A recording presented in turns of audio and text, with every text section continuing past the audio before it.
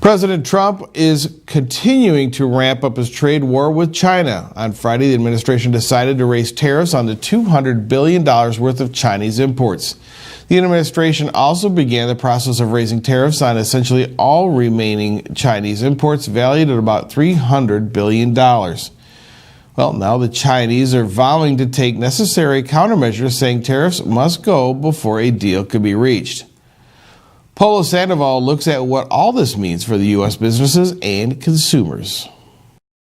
Step inside Ryan Sagata's New York City showroom, and you'll see the unintended consequences of a trade war. With this new tariff, it's inevitable. We're going to have to increase the price on this model. Like many of America's small to medium-sized businesses, the Brooklyn Bicycle Company is already dealing with the burden of increased Chinese import tariffs. These bikes are assembled in China using foreign-made components to keep the cost down for the consumer. In September, the Trump administration's 10% tariff hike on nearly $200 billion in Chinese goods forced Sagata to raise some prices. This has been one of our most popular bicycles. It was a $449 bike last summer. It's now $499. Then on Friday, the White House announced that 10% will increase to 25%, a change that will result in yet another price hike on the showroom floor. For every $100 we spend on bicycles, $5.50 we pay in duties. Since September, we've been paying an extra $10. So now we're at $15.50. With this additional tariff, now it's another $15. So we're talking $30.50 for every single bicycle we import on $100, not for every bike. Every $100 we spend, $30.50. So on a $200, our cost of factory is $200, it's $61. That we're paying in duty to the government. Sagata says that means some of his customers will be paying more for the same bike.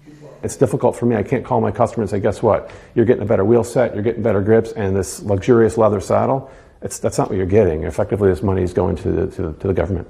It's been a rough ride for many business owners since President Trump waged his trade war with China. Sagata blames the uncertainty that comes with trade negotiations.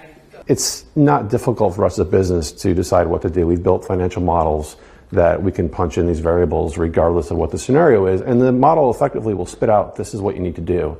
The challenge with the models now is we're missing one main variable. We don't know what the final duty is going to be, with these trade talks still ongoing. There is some optimism coming from the president, who on Friday took to Twitter saying tariffs will make the country, quote, much stronger. Just sit back and watch. That may be hard to do for some U.S. importers, with China now vowing to hit back after Friday's tariff hike. I think the tariffs are a great tool, and I applaud the administration for what they're doing. I just think like 6 months, 9 months in, it's becoming really difficult, and like, come on already with these negotiations. Like, let's move ahead.